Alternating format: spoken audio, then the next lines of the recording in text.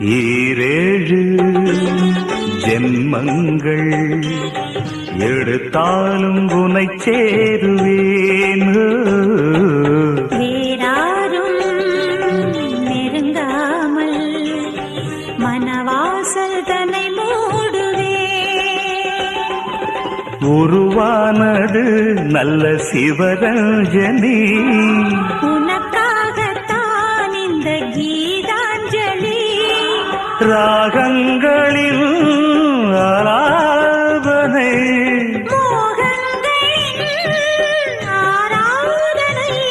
உடலும் மனமும் தழுவும் பொழுதில் உருகும் ஒரு ஜீவன்தான் உன் பாடல்தான் ஓயாமல் இசைக்கின்றது.